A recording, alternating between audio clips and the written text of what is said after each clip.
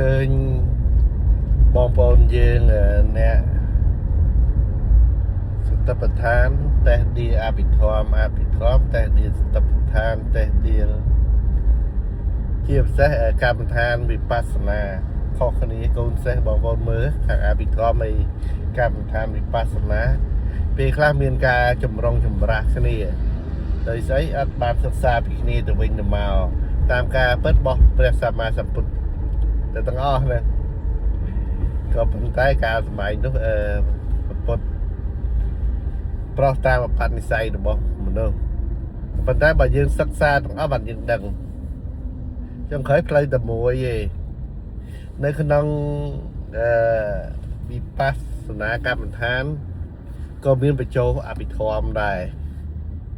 បងប្អូនសិក្សាដឹងហើយហើយទាំងសតបដ្ឋានក៏បញ្ចូលអភិធម្មដែរហើយអភិធម្មក៏ចូលសតបដ្ឋានដែរ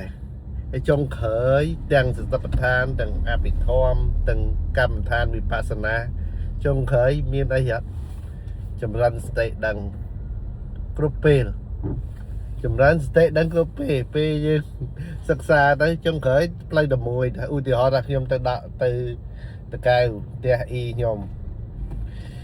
ចង់ទៅតាមផ្លូវជាតិលេខ2ក៏ដល់ផ្ទះអ៊ីខ្ញុំចង់ទៅដល់តាមវងមូតក្បៅទៅ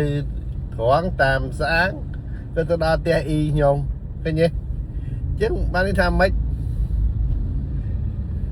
ចឹងតាមកម្មដ្ឋានវិបស្សនាក៏បានស្តបដ្ឋានក៏បានវាអភិធម្មក៏បានក៏ប៉ុន្តែវានៅក្នុងនោះវាមាន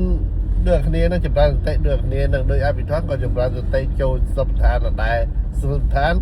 ក៏វែកញែកមកចូលអភិធម្មដែរអញ្ចឹងហើយតកម្មដ្ឋានវិបស្សនា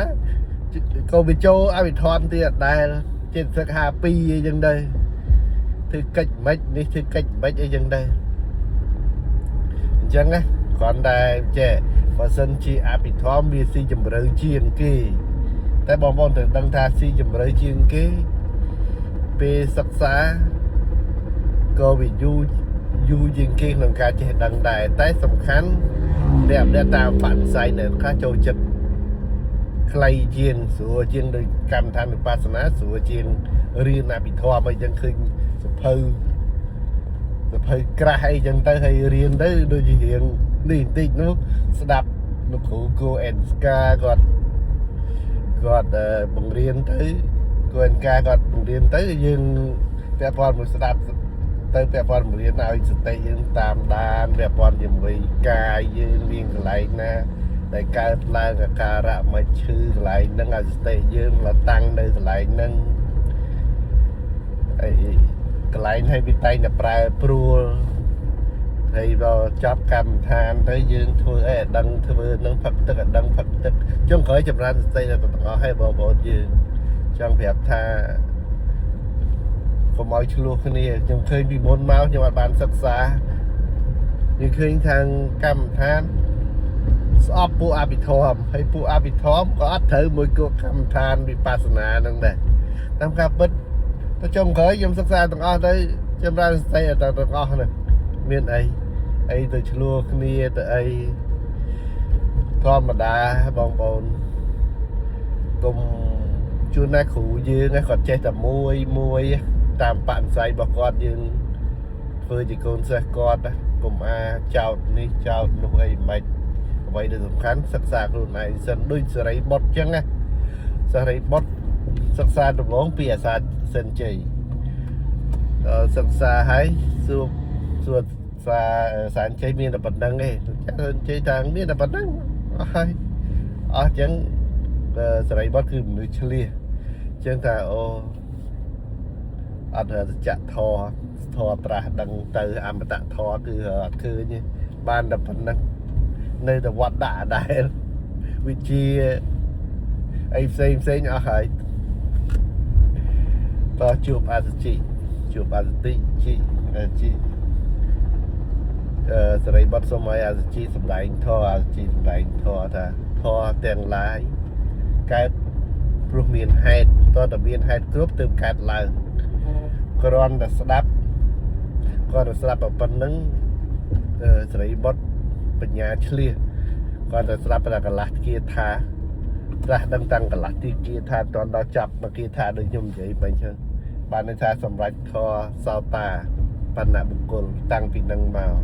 បើមកលៀនបានមកគាថាដល់ចាប់ដូចខ្ញុំនិយាយមិញបានសម្រាប់សោតាដែរព្រោះម្នាក់ខ្លាំង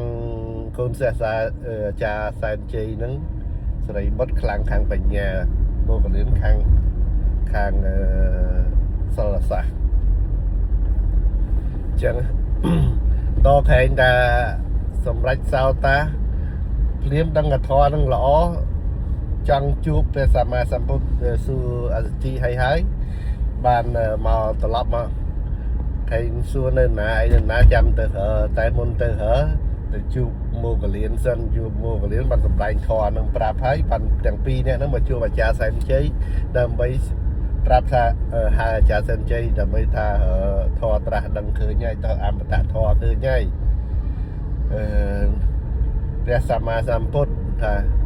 អីអាចារ្យសែនជ័យជាប់មួយលៀបសក្ការៈ